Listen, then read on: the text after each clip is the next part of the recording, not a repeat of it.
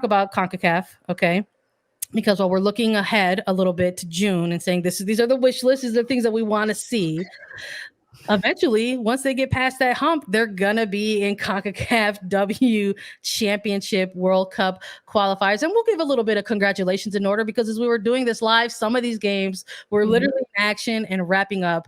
So here are some quick congratulations to Mexico, Costa Rica, Jamaica, Panama, Haiti, Trinidad and Tobago. They are going to be participating in the CONCACAF W qualifiers in July. So shout out to them. You know what? I just want to express some joy a little bit about the fact that this competition even took place. Qualifiers didn't look like this before. The governing body said, hey, we have to expand games. We have to expand the format in which all of the regions are able to participate and try to kind of build up CONCACAF as a region as a whole, right? Instead of just your kind of your two big teams in USA and Canada.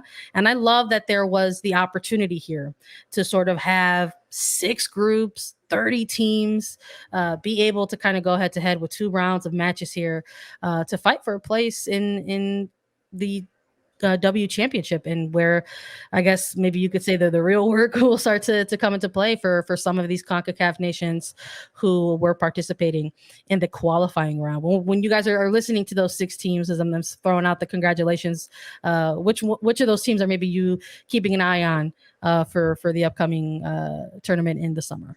Well, I mean, a huge congrats to all of these teams. I'm going to answer your question in Mexico and come back to it in a second, because as you mentioned, Sandra, this is huge that all of these teams could even compete in these qualifying games, because some of these nations were playing in their first qualifying game. They were winning their first qualifying game. And no, they didn't qualify for the W Championship, which then qualifies you for the World Cup in 2023. But this is a huge step forward for women's soccer and these nations to be getting funding, and in CONCACAF to be growing the game. And for the United States, they are really the epitome of what soccer could be in CONCACAF. And it's starting to trickle down. And that is fantastic. That's what we need to see more of, that these nations getting this opportunity even to compete over the span of this window and get time together against another nation in qualifying matches. Now I will say Mexico, they were very fun to watch. I also think Jamaica was also a lot of fun to watch throughout these qualifiers.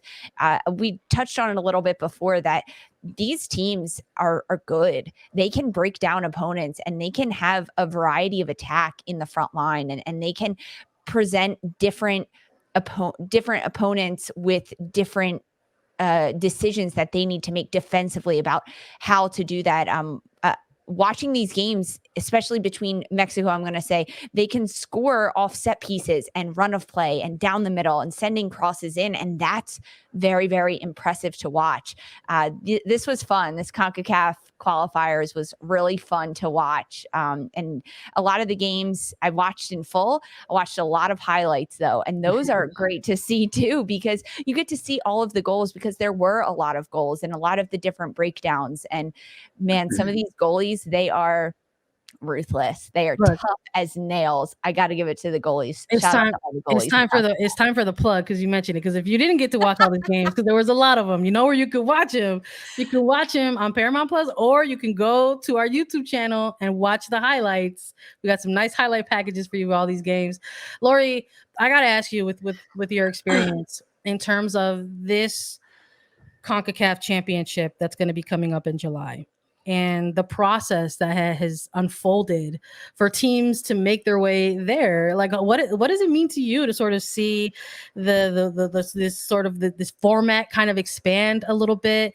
And what are you looking forward to this summer on the USWNT side of things, or for other national teams? Yeah, well, I'm glad we're on video, because people can now see my smile, because what we're talking about is resources, right? Yeah. And that is so important, and it has always been important. And that's one of the things about, the U.S. women's national team also is built on we leave this team and this game better than what we found it, right? Yeah. And that means globally.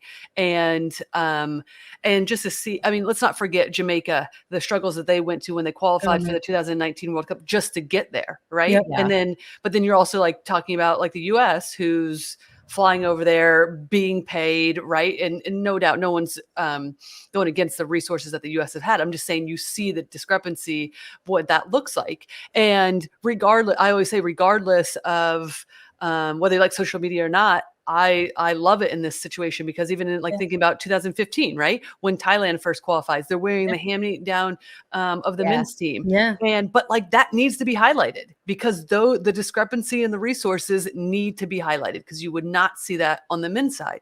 And so that's what this means to me. It makes me a little emotional because I think it's freaking fabulous. And to see a lot of these players, not everyone in these, but like, you know, we talked off air about Bunny Shaw, her playing over in Europe, Liga MX Femenal, right? Yeah. Like you're seeing these players play at a professional level each week. And that means elevation of the game, which is amazing. And quite honestly, CONCACAF is about to blow up, in my opinion. It is going to be difficult. It's going to be awesome. And I'll tell you this, and Lisa, we talked about this when Jill Lloyden was on US Women's National Team Hour a couple weeks ago, or whatever. I lost track of time. But like Jill and I were part of the team. Like this is going to be awesome. And I'm like I put Mexico up there, because we lost to Mexico down in Mexico in World Cup qualifiers in 2010, and it was a packed house, right? And it was like the 12th person, the 12th player, because that stadium was a rock, and Abby's getting like staples in her head in the middle of the game. It was wild. They were played their hearts out. They were awesome that game. We weren't, but we were also shell shocked, right? And there's so many things we didn't visit this. Of the experience of these younger players and being in that type of environment and that type of game that is just cutthroat. And I'll tell you, one thing that we haven't talked a lot about is gamesmanship. And that will no doubt, when I talk about sophistication, that will play a huge part. Leading up to that game, we didn't go to the stadium. We didn't know what it was like. Typically, you train on the stadium the night before, the day before. We didn't. We show up into this rowdy-ass stadium. It was amazing looking back. I mean, unfortunately, like we were like the last team into the World Cup, and then we were the last team out because we ended up losing to Japan. But however, I mean, some of the best and worst times ever. It was like, Cancun. We need to do a whole episode of just Lori down memory lane. I love it. Fantastic. I love it. But those are all the things, right, that are going to take place. And the World Cup qualifier is going to start looking way different. And it is going to be a lot comparable to the men's and what that looks like, you know, in terms of like how challenging it is to play against certain teams, what that looks like. I mean, there's the belief that has been the separation, right, for a long time. Resources and belief, and that gap closes, totally different ball game, which is so exciting. Because it just elevates everybody, right? And that's goes back to the whole full thing about like, anyway, just went on this law about getting experience. I went on this long tangent. I know what the last thing is. Mexico's my pick. Deanna Ordonez, UVA player. I'm pumped about her. We haven't seen a ton of time with her in North Carolina.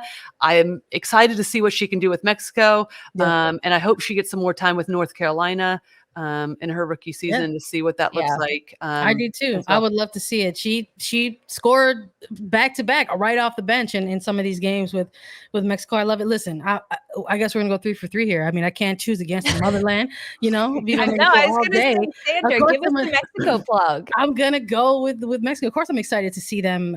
You know, and we're talking about the story arc of some. And their uniforms are great. The uniforms are great. We're talking about the story arc of some of these teams here, whether it's like the Reggae Girls in Jamaica and what they did in 2019, and now they're going to get another shot to qualify once more in the summer. And we have a Mexico side that kind of still has been carrying the agony of that failure to qualify in 2019. So this is going to be it's going to be thrilling to watch. I'm very, very excited. It's a very important time in CONCACAF on the non-men's side of the game, and I am looking forward to continuing watching its involvement and its development. And I'm sure we're going to be talking about it more in the near future. So I can't wait for us to get together and talk about it again